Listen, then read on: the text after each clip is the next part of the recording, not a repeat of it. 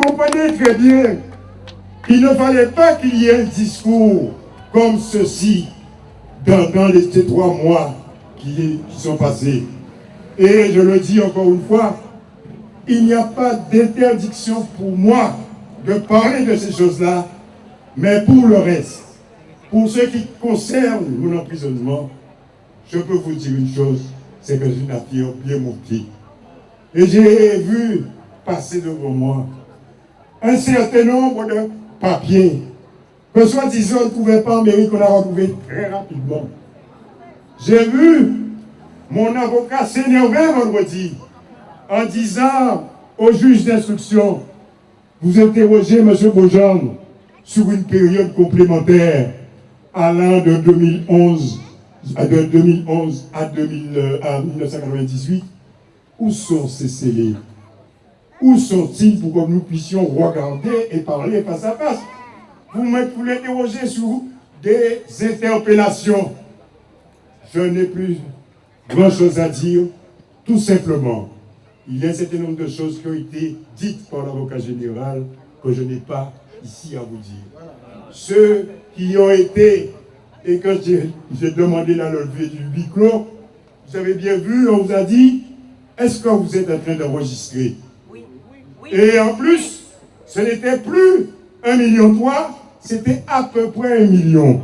Ce qui veut vous dire, chers amis, que je n'ai pas peur de ce combat. Et ce n'est pas parce que je suis mis en examen aujourd'hui que je ne prendrai pas la défense des capestériens et servir les capestériens.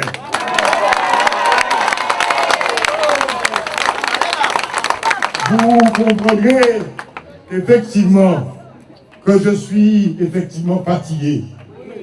Mais, chers amis, votre amour que vous m'avez effectivement fait voir à travers la télévision, eh bien cet amour-là, pour moi, était défectif. Et c'est pour ça que après vous avoir rendu, vous remercier de tout cœur, je voudrais remercier Dieu. Parce que Dieu est grand. Parce que,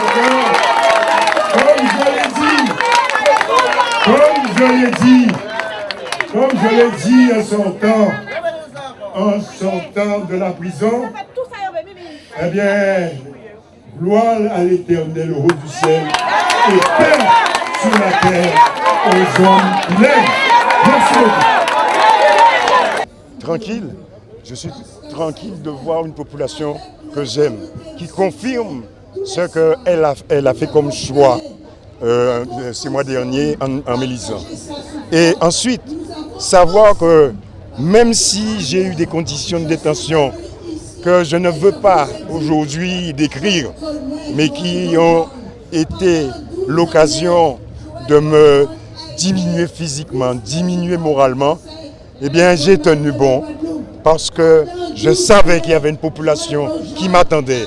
Et maintenant que je vous le dis, vous voyez très bien, je suis arrivé fatigué, mais j'ai retrouvé encore de la vigueur avec eux aujourd'hui. Et je le dis, il ne faut pas croire que les quelques propos qui ont été tenus sur un problème qui nous intéresse depuis 1996 est terminé aujourd'hui. Ça ne fait que commencer. La population qui est là attendait le retour de Joël. Personne aujourd'hui ne se doutait pas que Joël Beaujean, redevenu le maire de Capesterbello, ne serait pas l'homme de la situation. Alors c'est vrai, il a fait penser à sa fatigue après ces 90 jours, mais vous avez pu voir avec quelle combativité il ressort du centre pénitentiaire. Et je dis attention à tous ceux qui veulent déjà organiser la Guadeloupe. Dans le cadre des élections à venir, Joël Beaujean est et sera encore là. Parce que quelque part, quand aujourd'hui Joël Beaujean nous revient, il est le maire de la commune, on ne sait pas le fond du dossier, on ne sait pas la suite de l'instruction, on ne sait pas la véracité. Un maire est resté 3 mois en prison, alors qu'aujourd'hui, tous les éléments sont déjà dans les mains de la justice. On ne peut que s'interroger. Il y a tellement d'organisations et d'affaires concernant la préparation, notamment sur le territoire guadeloupéen, des intercommunalités qui s'installent et aussi des enjeux. L'eau en fait partie. Nous saurons demain si vraiment Joël Beaujean a été mis en examen juste parce qu'effectivement quelques erreurs ont été commises ou que simplement on lui avait demandé ou il était question de l'écarter. La réponse sera donnée demain. Quand je dis demain, la Guadeloupe doit suivre pas par l'évolution de son pays, KPC en particulier et la Guadeloupe en général.